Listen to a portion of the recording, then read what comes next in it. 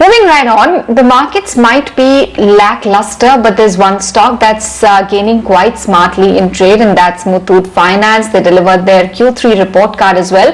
Let's touch base with George Alexander Muthoot, the MD of Muthoot Finance. Thank you so much, George, for touching base this morning. Q3 has proved to be a good quarter with several achievements for the company coming in. Can you tell us what exactly were the key highlights or the key factors that aided your stellar performance? Yeah, we have been able to do a milestone growth of 50,000 crores in gold loan AUM. It's the first time we are reaching the 50,000 mark. That's really a landmark achievement, and we are really proud of it. And secondly, our profit has also gone well. Growth is there in Q2, Q3, etc.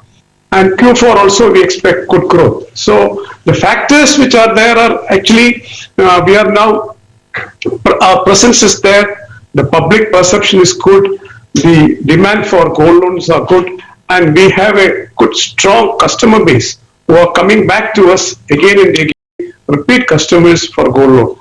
That is our strong, that is the basis on which we feel that we were able to achieve this good growth in this quarter, and surely continuing also it should be like that. You've also seen a 32% growth in gold loan AUM. How do you see AUM growth shaping up from these levels as per earlier guidance? Can we expect a 15% sustainable growth from the company? So if you take for this particular year from March to today, we have already grown by 22%. That's more than a 10,000 crore of actual growth we have already achieved in this first three quarters itself. So we had given a guidance of 15% or probably better in this year. So since you have already achieved the 22%, we expect this year we should end up by 25 to 26% growth for the full year. That is for this year. And going forward, Muthoot has always been giving conservative guidance. So we will surely say that going forward also in the years to come, we should grow at least by 15% every year.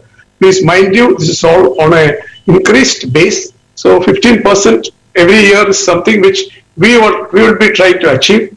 And as usual, if things are good, if things are okay, the market is okay, the environment is okay, then we should see more than 15% also. But 15% is what we would like to give a guidance for the coming years. Right, so hi, this is Varun Hirimath also joining into the conversation. What's the outlook on asset quality on a sequential basis, and where are they trending, and the total provisioning that you currently have on the books, where does it stand? See, if you look at the gold finance company, gold loan department, 90% today of our assets are on gold loan. So today we have 50,000 crores of gold loan and probably only 5,000 to 6,000 crores of other businesses. So in the gold loan section, there is actually no NPAs or no asset quality issues at all. Because whatever you see as a stage 3 asset also, which is about 1.5% in the books, that is just loans which have crossed the threshold time limit only. But we have the gold with us and we don't expect a credit loss there. So actually the provisioning etc. which we give is only for regulatory purposes. In fact, actually we have never had to use any of these provisions to for maintaining the quality. The quality is already there, and if there are any issues with probably spurious gold or stolen gold, etc., that is written off in the current quarters itself. So what you see in the books, there is no need of any provision, but statutorily we are asked to keep provisions, and that's why we are keeping. That's a 1.5% provision. Right, so then what is your credit cost guidance for the rest of this year, and is there a case possibly for margins to expand from here on out? Yeah, our credit costs over the years have been about 10 crores to 15 crores to 20 crores every year, which is considering our total income. It is only about 0.3% of the AUM, which is less than 0.03% of our total assets. So the credit cost is negligible every year. We expect to continue with that going forward also. As far as the margins are concerned, we would like to keep a spread of about 10% in our books. So if we would like to keep that spread on the interest we collect and the interest we pay. So that is what we would like to continue. If the the cost of borrowing comes down, we will definitely pass on that benefit to the customers, keeping our interest spread intact.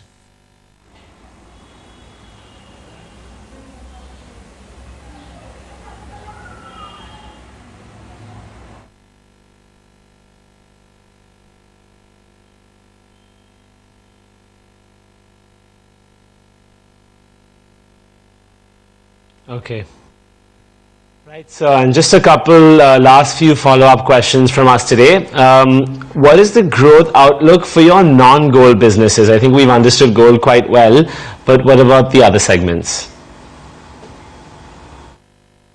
See, non-gold business a year back constituted about 13% of our total book. Today it is less than 10%. In the last 1 year, we have been having only a calibrated growth in the non-gold loan business, especially the housing finance, the affordable housing, as well as the vehicle finance. Actually, these two businesses have reduced their AUMs because collections are coming, and the new loans we are calibrated growth only is there in the new loans. So that portfolio has come down a bit, but the microfinance portfolio is doing well. It has about 2,800 crores of portfolio, and it is doing very well. They are back to normal, and their collection efficiency, new lending, etc., is on track. Whether the gold loan, the vehicle finance portfolio is just 420 crores, and the affordable housing portfolio is only 1,800 crores. Those two sectors, we are not aggressively doing it now. But having said that, I'm definitely sure that it is not only the gold loan business which can survive in the days to come. There is always space, there is always need for vehicle finances, there is always need for affordable finances, but the market needs to settle. All right. What is the incremental LTV on gold loans given the increased competition that you're seeing from banks and other financial companies? No, actually our LTV is capped at 75%. Even though it is capped at 75%, not all customers take 75%. Even on a day-to-day basis, it is fixed on the daily market rate. Not everybody takes 75%. The average disposal on a day is only about 69 to 70%. That means that all customers don't take 75%. Some take 60, some take 65. But majority of customers would like to take more of the 75%. We wouldn't want to increase that from 75. Of course, regulatory also it is not possible. And we, from our side also, we wouldn't want to do it more than 75%. Then you asked about competition. Competition is now, there is competition from banks, etc. Banks are doing this business. They are also getting business. Some of the banks have shown good growth. But what I say is, Muthoot has also grown well. We have actually done better than last few years. That means the customers, it is not that somebody else is taking away our customers.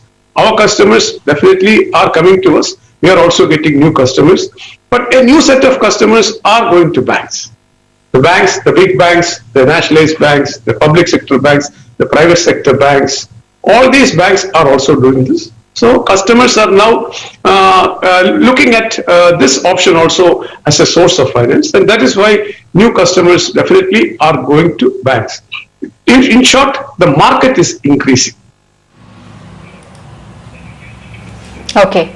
Mr. Muthoot, thank you so much for joining us then and speaking to us about a host of developments that took place, the key trends that are emerging in the way forward for Muthoot Finance. The stock continues to rise up 5.5% as we speak. Slipping into a break here.